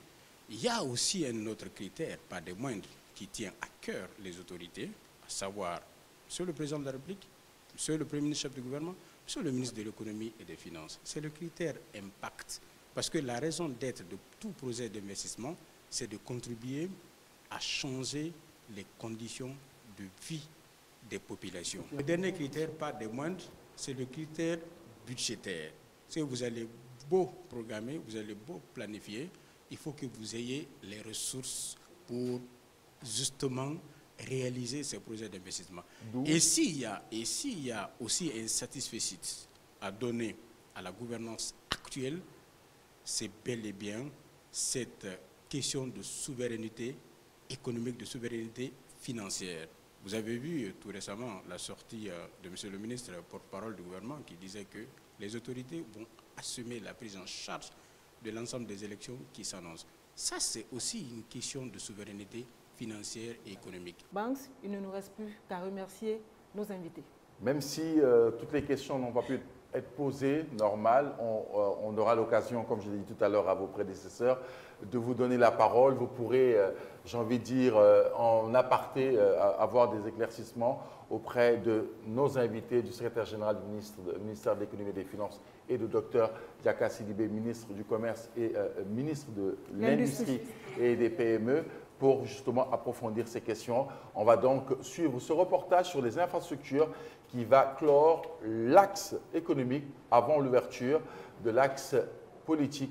La vision économique de la Guinée va bien au-delà du secteur minier.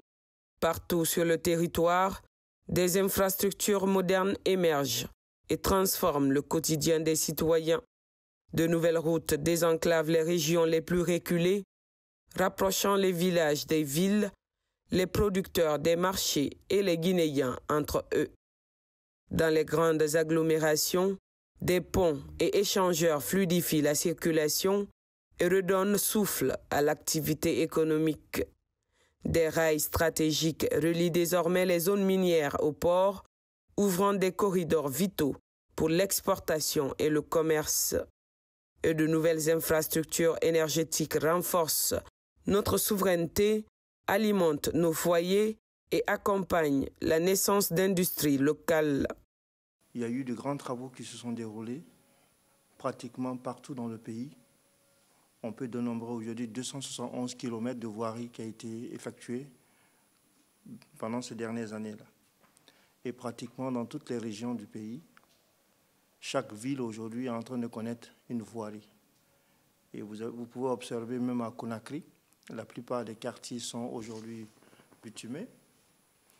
Et on est en train de faire la même chose dans toutes nos villes. Et au total, si nous ajoutons la ville de Conakry dessus, nous nous trouvons aux alentours de 350 km de voirie réalisée à date. Et on continue encore à travailler sur les voiries, parce qu'aujourd'hui, nous avons Bambeto, aujourd'hui qui est un chef-d'œuvre qui a permis de fluidifier la circulation dans Conakry. Et aussi, récemment, nous avons visité les 5 ponts aujourd'hui dans le, comment on appelle le pont de Kassonya, de Kisoso, de Demodoula. Au moins, ces 5 ponts vont permettre encore de désenclaver complètement la capitale Conakry. Ces réalisations sont non seulement le symbole d'un pays qui avance, mais également l'illustration d'une nation qui se modernise et qui construit les fondations de sa prospérité. Sur les pas du CNRD, la Guinée se dote d'infrastructures dignes de son ambition pour devenir une nation forte, connectée et tournée vers l'avenir. Et à quelques jours du référendum, le corps électoral est convoqué pour se prononcer sur le projet de nouvelle constitution le 21 septembre. Ce vote va servir de déclic et ouvrir la porte au retour à l'ordre constitutionnel. Les valeurs classiques de la République vont être remises sur place avec plus de vigueur, plus de crédibilité. La Guinée va se doter d'une nouvelle constitution forte qui est l'émanation de la volonté du peuple. Refonder l'État, c'est aussi refonder nos institutions. Depuis le 5 septembre 2021, un vaste processus de concertation nationale s'est ouvert pour écrire une nouvelle constitution. Une constitution inclusive qui écoute la voix des jeunes, des femmes, des travailleurs et de toutes les régions du pays. Une constitution qui doit garantir la stabilité, l'unité et la justice sociale. Héritage majeur de la refondation, ce texte fondateur, en plus d'être une loi, est le pacte d'une nation avec elle-même, le socle d'une Guinée moderne, démocratique et durable. Le scrutin référendaire du 21 septembre 2025 constitue une étape cruciale de ce processus, un pas progressif vers le retour à l'ordre constitutionnel. Aujourd'hui, par la volonté d'un peuple, l'engagement d'un leadership éclairé et la rigueur d'un travail collectif, la République de Guinée se dote d'un projet de constitution à la hauteur de ses ambitions, fidèle à son identité et résolument tourné vers l'avenir. Sur les pas du CNRD, la Guinée s'apprête à tourner une page décisive de son histoire politique pour bâtir un avenir de stabilité et de confiance. On ne peut exister sans un pacte politique solide. Avec le projet de constitution inclusif et le référendum, la Guinée s'apprête à écrire une page historique. La campagne est lancée depuis quelques jours et un oui massif est attendu. On va donc aborder le troisième volet de cette émission sur les pas du CNRD. C'est l'axe politique avec de nouveaux confrères et de nouveaux invités. On va commencer donc par nos confrères. Sékou Tangara, Africable, vous êtes du Mali. Le Mali et la Guinée, c'est un court déplacement que vous avez effectué. Nous souhaitons la bienvenue. Merci, Banks. À vos côtés, un autre éminent confrère, Aboubacar Condé, connu des radios mais également de la télé, qui est responsable au niveau de la plateforme gouvernementale Guinée-Gouv. Aboubacar Condé, bienvenue sur ce plateau. Merci, bonsoir.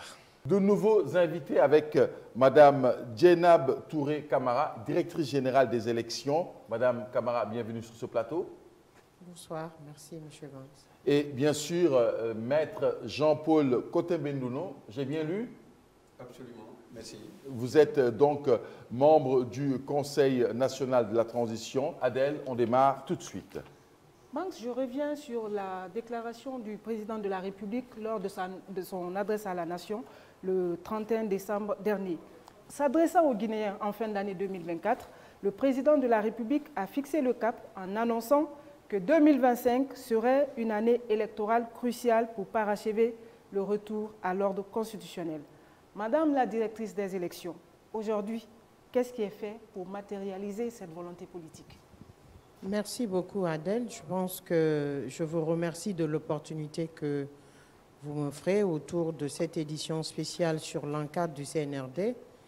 Je salue tous les membres du Comité national du Rassemblement pour le développement, mais également le gouvernement et mon ministre en particulier qui m'a quand même proposé et soutenu d'être là où je suis aujourd'hui. C'est une question très pertinente, mais sachez simplement que pendant 4 ans, le Comité national du Rassemblement pour le développement, à travers le gouvernement, a travaillé sur un programme bien établi, sur un chronogramme qui devrait permettre à la Guinée d'aller vers l'organisation du référendum constitutionnel pour l'adoption du projet de nouvelle constitution, mais également pour l'organisation des élections nationales et des élections locales. Pour cela, il fallait jeter les bases au niveau technique, les bases au niveau du cadre légal et institutionnel qui déjà était devenu caduque. Donc nous nous sommes inscrits dans une phase de refondation effective, mais également de rectification institutionnelle, parce que le président a souhaité, conformément aux orientations de l'Union africaine et à l'agenda de l'Union africaine, une identité pour tous les pays africains d'ici 2030, il fallait travailler sur l'identification des citoyens guinéens en leur donnant une identité juridique et numérique.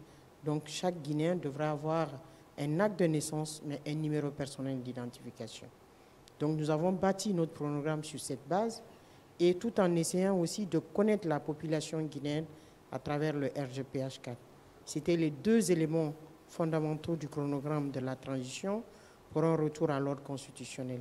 Et comme vous le savez, beaucoup de choses ont été faites que nous allons développer avec vous à travers ces 2 éléments fondamentaux qui devraient nous permettre aujourd'hui d'aller très sûrement à l'organisation du référendum constitutionnel le 21 septembre 2025. Madame la directrice, la Guinée est dans une nouvelle gouvernance électorale depuis le 14 juin dernier avec le passage d'une commission électorale nationale à une délégation générale des élections. Vous, fondamentalement, qu'est-ce qui va changer à partir de cela? Merci beaucoup. Je pense que nous sommes revenus à l'ordre normal qui était en Guinée avant l'avènement du CNDD. C'est le ministère de l'administration du territoire qui a organisé toutes les élections politiques et les référendums en République de Guinée jusqu'à la mort du feu général Lansana Conté, paix à son âme, et à la prise du pouvoir par le CNDD. L'ordonnance 015 est venue renverser les choses en confiant l'organisation des élections mais même la constitution du fichier à la Commission électorale nationale indépendante, qui était une commission en partie composée des représentants des partis politiques, de la société civile et de l'administration. Donc, l'ordonnance 015 du président Moussa Dadis Camara est venue changer l'ordre de l'organisation. Et aujourd'hui, c'est avec également la transition que l'ordre revient à la normale. Donc, pour moi, l'ordre est revenu à la normale. Et ce qui change fondamentalement, c'est qu'il faut qu'on apprenne aujourd'hui à faire confiance à notre administration. C'est une direction technique qui est mise en place, c'est ce qui change fondamentalement, qui est en train de travailler dans toute la technicité sans que cela ne soit entouré de contestations politiques autour de l'organisation du référendum constitutionnel. Si vous permettez, vous parlez du rétablissement de l'ordre normal, mais sauf que cela est intervenu, vous l'avez souligné tout à l'heure, à cause d'une crise de confiance entre les compétiteurs et l'administration d'alors. Qu'est-ce qui prouve aujourd'hui que cette crise de confiance, elle est revenue et quand le ministère organise, quand le gouvernement organise, il n'y aura pas de contestation, madame? Merci beaucoup, mais je vais vous rappeler un peu l'historique quand même de l'avènement de l'intégration des partis politiques, donc le multipartisme intégral en 1992, après le référendum. Non, ma question, c'est la crise de confiance. Attention, elle est la importante, crise de madame. Confiance est née de là. Ouais. Parce que les acteurs qui pensent souvent qu'il faut qu'ils soient au sein de l'institution pour mieux contrôler l'appareil, alors que tel n'a pas été le cas. Même avec la mise en place de la Commission électorale nationale indépendante et avec le changement d'ordre grâce à l'ordonnance 015, vous avez compris que les crises ont continué, les crises de confiance entre les acteurs et même la Commission électorale nationale indépendante qui était sur place, parce que chaque parti politique, en tout cas, a considéré comme majeur à l'époque avec les critères qui étaient dans la loi, avait un représentant au sein de la Commission électorale nationale. Mais les résultats ont été contestés. Il y a eu des morts d'hommes, il y a eu des manifestations de rue. La constitution du fichier nous a quand même permis de fausser la vie à plus de 100 Guinéens dans les contestations de rue liées à la constitution du fichier électoral.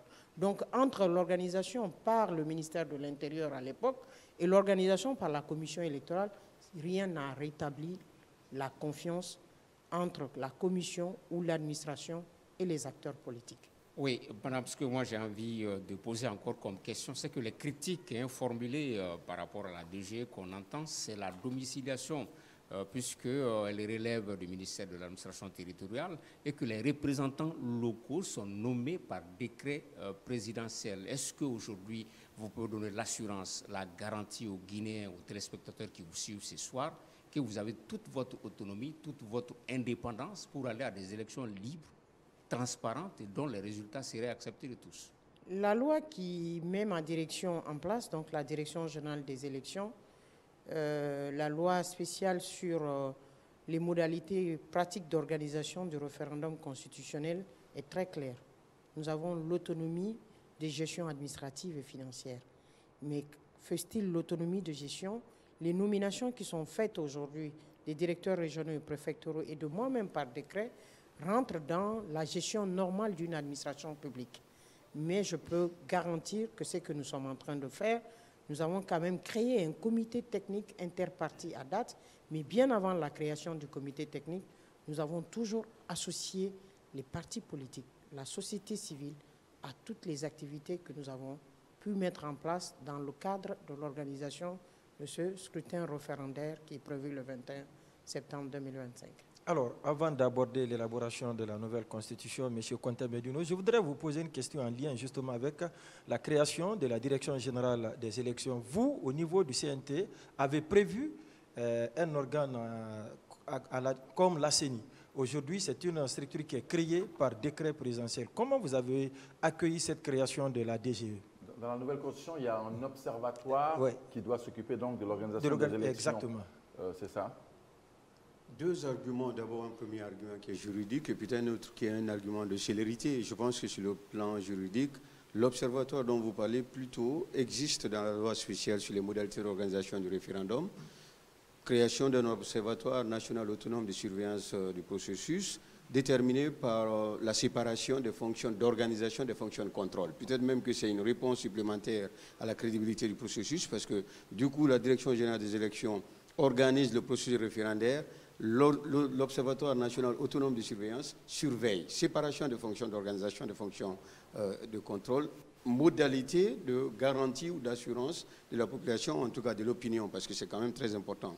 Pour ce qui concerne votre question de fond, c'est pour ça que je considère d'abord que votre question et les réponses qui ont été apportées sont des réponses conjoncturelles et qui sont déterminées par une perspective transitoire. Pourquoi? Eh bien parce qu'il y a une constitution qui prévoit effectivement un organe technique indépendant d'organisation des élections dont le nom va être précisé par une loi organique. Il en résulte que lorsque la Constitution entre en vigueur, ipso jure, on peut considérer que la loi organique qui passera et qui sera soumise à un contrôle obligatoire devant la Cour suprême prévoira un organe concomitant. Et on sait, au regard de l'article 9 du Code civil guinéen, que la Constitution l'emporte sur les lois, les traités et autres.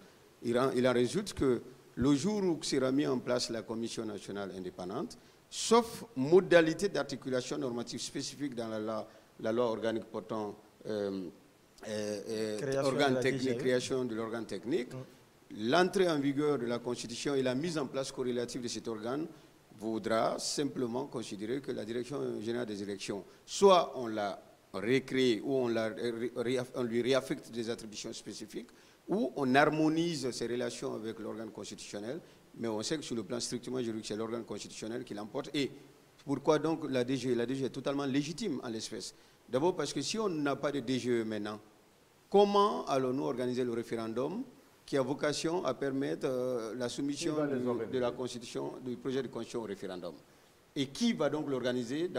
N'oublions pas que le 5 septembre 2021, il y a eu dissolution des institutions. Si certaines ont été reconduites, il n'y a pas d'équivalent de CENI.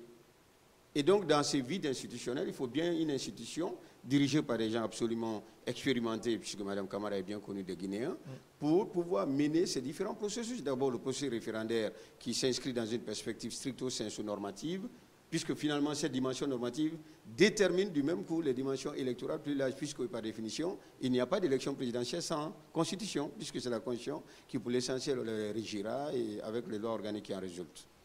De l'avant-projet, on s'achemine vers l'adoption de la nouvelle loi fondamentale. Donc, on a le projet qui est en train d'être vulgarisé et la campagne a même démarré sur le terrain. Dites-nous combien de temps cela a permis l'élaboration de l'avant-projet de la nouvelle Constitution, puisque de l'avis de plusieurs citoyens, ça avait trop duré. On a eu l'impression que les conseillers n'avaient pas cela comme priorité, alors que ça faisait partie de leurs prérogatives, même selon la charte. Monsieur Contabedouno. Sur le plan politique, il me semble que la réponse à cette question impose une double exigence de spécification contextuelle. D'abord, la première, c'est qu'en réalité, nous avons, pendant le discours du 5 septembre 2021 de prise du pouvoir par le président du CNRD, celui-ci a estimé, le président du CNRD en l'occurrence, cette fois-ci, nous rédigerons ensemble une constitution. L'expression ensemble, en fait, faisait écho sur le plan politique et constitutionnel à l'insuffisance de l'implication populaire dans l'histoire constitutionnelle de Guinée au processus constitutionnel. Or, on sait que les constitutions ont vocation à régir le peuple, et donc, même si ce n'est pas une modalité de la validité, mais on sait que plus le peuple est associé, davantage les textes qui ont vocation à résulter sont considérés comme légitimes sur un plan strictement politique. Deuxième observation préliminaire, puisque j'ai parlé d'une double exigence de spécification, c'est qu'en réalité, la question sur le temps est une question erronée. Non pas parce que la vôtre, elle est erronée, mais parce que le contexte global l'est, puisque je sais que vous relayez quelque chose que nous avons souvent entendu avec légitimité, puisque les citoyens, le bouillonnement citoyen est totalement légitime. Pourquoi? D'abord parce que le CNT n'était pas uniquement investi d'une fonction constitutionnelle au regard de l'article 57. Le CNT, du point de vue de la nature et des fonctions habituellement dévolues à une institution parlementaire, exerçait cumulativement deux types de fonctions. Les fonctions habituellement dévolues à une institution parlementaire, si vous prenez l'Assemblée nationale qui a été dissoute, toutes les fonctions exercées par l'Assemblée nationale, nous les exercions. C'est-à-dire qu'on votait des lois, on examine des accords, on fait tous les jours, c'est notre travail principal. Ensuite, au regard de l'article 57, nous avons été investis d'une charte constitutionnelle qui ne peut pas être une mission à exercer tous les jours, puisque par définition, sauf si vous vous isolez et que vous rédigez, et je peux vous garantir que si moi je m'isole pour rédiger, en 4 jours, je pense que je peux faire 150 pages. Ce n'est pas ce qui importe. Ce qui importe pour une constitution, c'est la consultation, c'est l'association du peuple. Et ça, contrairement à ce que les gens ont pu croire, il faut prendre en compte l'ensemble des contingences Quand est-ce qu'un acteur répond? Quand est-ce qu'une coalition politique répond ou elle refuse? Est-ce qu'il faut aller en force? Il faut relancer.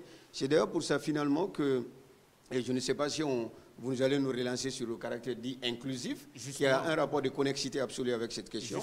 Mais là, je me limite là pour dire que la question du temps est... Justement, c'est la relance que je voulais faire. La Constitution, c'est la loi fondamentale.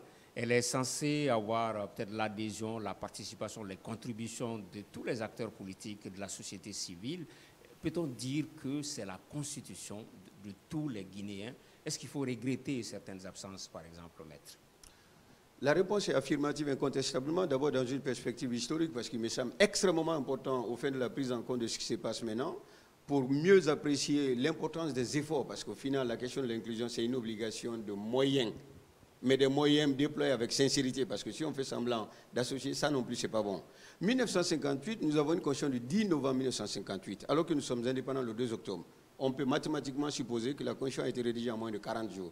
Or, vous et nous tous savons qu'en réalité, à la suite de la loi 4 de 1956, il y a une assemblée territoriale qui, ex-fictione juris, va être transformée en assemblée nationale qui va élaborer et soumettre finalement le projet de constitution. Il n'y a pas d'association populaire, à part la légitimité de la représentation nationale.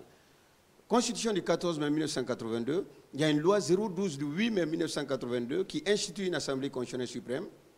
Et le 14 mai, nous avons une constitution, moins de 5 jours, parce que le 9 mai 1982, il y a eu une élection présidentielle. Alors, comment comme ça, peut-on élaborer une constitution en 4 ou 5 jours et que l'on suppose que le peuple aurait été associé? Voyez-vous, là encore, nous sommes totalement dans une situation où elle est illustrative de l'insuffisance de l'implication populaire. La première fois où nous avons un processus qui inclut, chez la loi fondamentale du 23 décembre 1990, loi fondamentale qui, on le sait, va être rédigée, n'est-ce pas, d'abord qui va être instituée, rédigée par une commission constitutionnelle, instituée par le CTRN, parce que vous savez, il y a d'abord le CMRN, ensuite le CTRN qui institue cette commission, de 55 membres qui vont eux aussi instituer un comité de 12 juristes qui vont élaborer le projet. Et ce projet va être envoyé dans les grandes villes, dans les ambassades.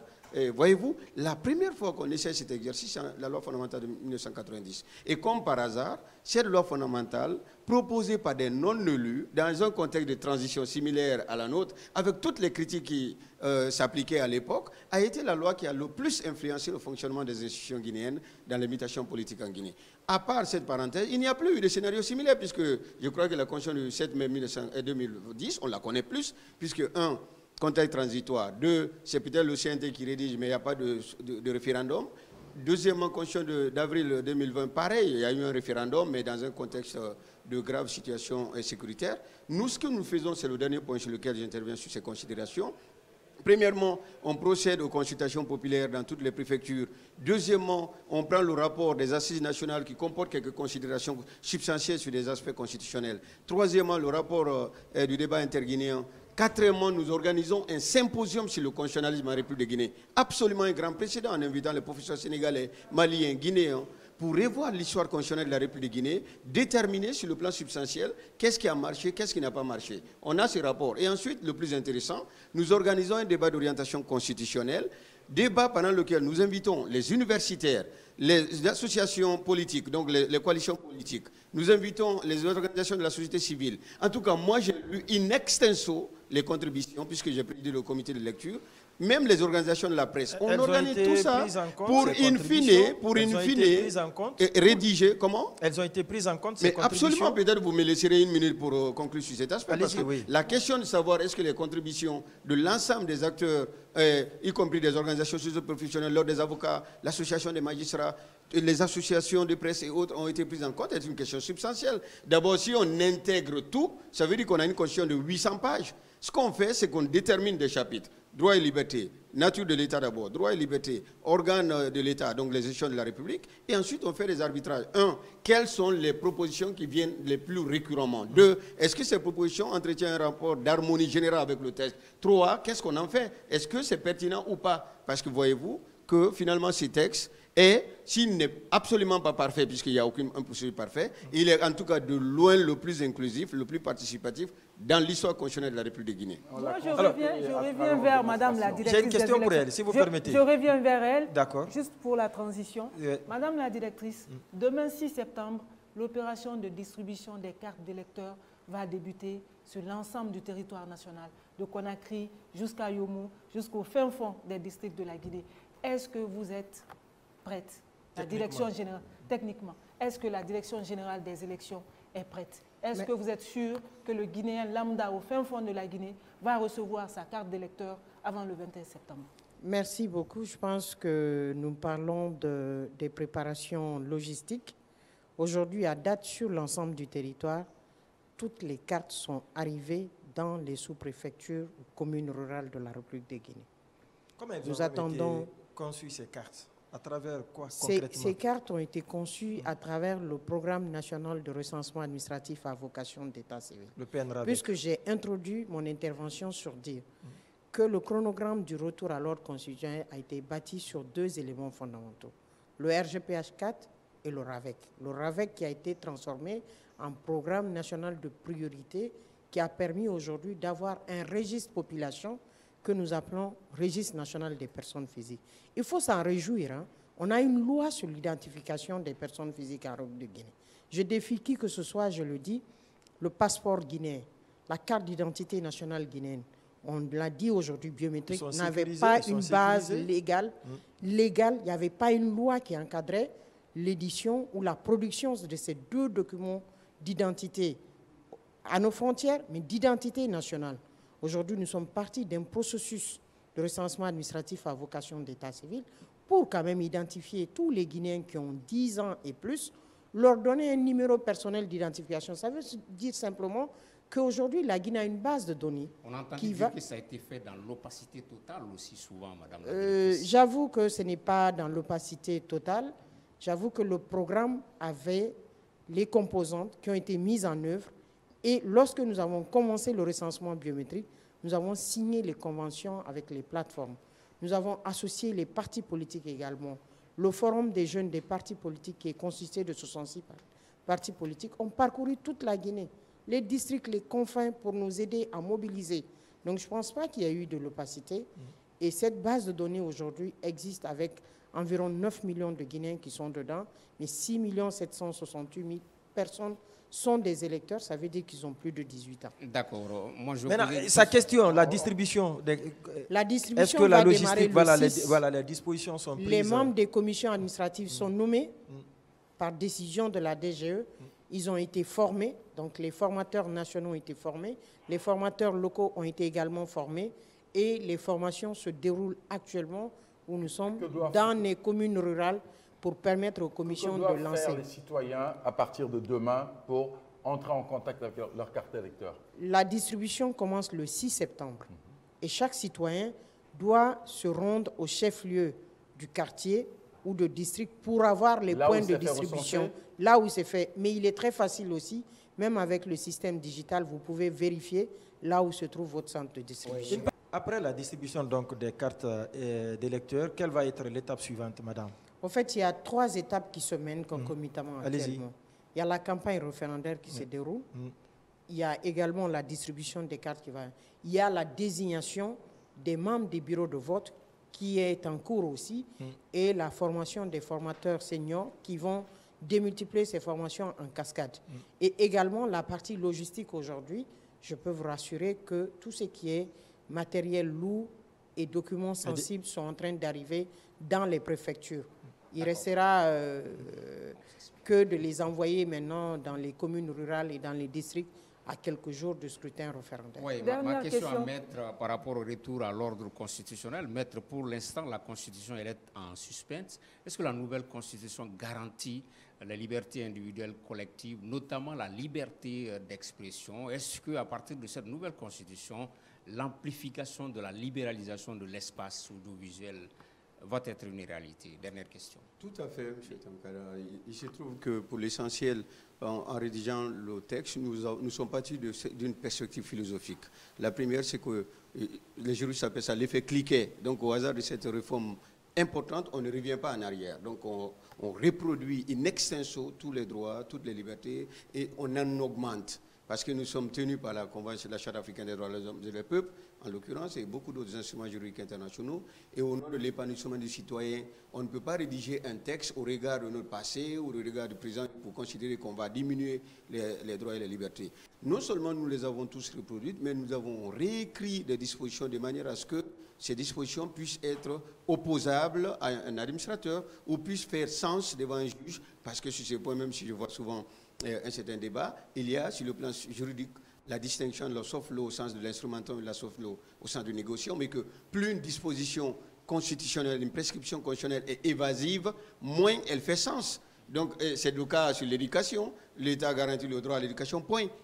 On a bien vu qu'aucune loi postérieure n'en a décliné les modalités pour faire sens, au-delà de rester jusqu'en terminale, de venir sur les coups. Donc nous avons estimé que comme c'est un sujet fondamental, nous avons perçu le droit à l'éducation, le droit à la santé, comme des modalités de la redistribution des richesses, clarification qui a pour vocation, en tout cas, d'emporter l'attribution corrélative de beaucoup de ressources, ce qu'on a même prévu dans la prescription, pour éviter de donner à ces dispositions un caractère... Peut-être la DGE est prête pour le référendum du 21 septembre. Je vous invite à aller retirer votre carte et apprendre à voter, parce qu'il faut cocher dans la bonne case. Si vous voulez voter le oui, il faut que vous cochez dans la case du vert. Vous allez voir les spécimens de bulletins. Si vous n'êtes pas pour la Constitution, vous allez dans la case du rouge. Donc c'est là, c'est un bulletin unique. Est-ce que la DGE est prête? Nous sommes prêts, voilà. Fin prêt pour le 21. Je vous invite à retirer votre carte pour être devant le bureau de vote. Il ne nous reste plus qu'à remercier nos invités et nos confrères. Et nous sommes donc arrivés au terme de cette émission. 3 axes, le social, l'économique, bien sûr le politique, mais 5 axes dans le cadre du programme Simandou 2040, des axes que nous avons abordés ensemble ici. Des axes qui permettent donc aux Guinéens d'en savoir davantage sur la vision portée par leurs autorités, avec à leur tête le président de la République, le général Mamadi Doumbouya, pour qu'en Guinée, nous soyons les premiers bénéficiaires de toutes les extraordinaires et incommensurables ressources naturelles que Dieu nous a données, pour qu'on puisse réellement développer notre potentiel et ce capital humain. C'est bien sûr ce que nous attend dans les années à venir, à partir donc de demain, parce que dès demain, c'est le référendum, et après le référendum, bien sûr, ce sont les autres élections, Adèle.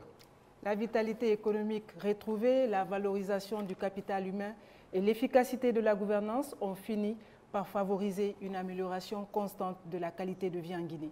Une étude récemment publiée par Oxford Economics classe la capitale Conakry comme la 3e ville la plus attractive de la sous-région. Le hasard n'existe pas. La Guinée se modernise, elle ose, elle prend des initiatives, elle innove.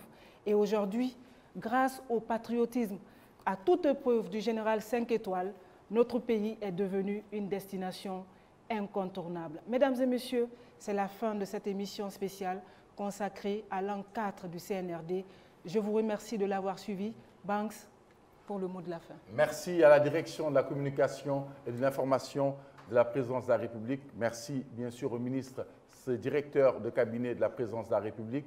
Merci à la coordination éditoriale de Abakar Kamara de la primature. Merci à nos invités. Merci à nos confrères qui ont animé ce débat. C'était donc sur les pas du CNRD en 4. C'était une édition spéciale et nous vous donnons rendez-vous très bientôt pour encore de meilleurs horizons pour une meilleure Guinée, ensemble, dans une cohésion sociale que nous vivons au quotidien et bien sûr dans une paix que nous apprécions à sa juste valeur. Prenez soin de vous et à très bientôt, mesdames et messieurs. N'oubliez pas que vous êtes sur une terre d'opportunités, une terre d'innovation. Bienvenue dans notre paradis, comme on le dit chez nous. À très bientôt, Adèle. À très bientôt, bonsoir. Au revoir. Merci. Au revoir.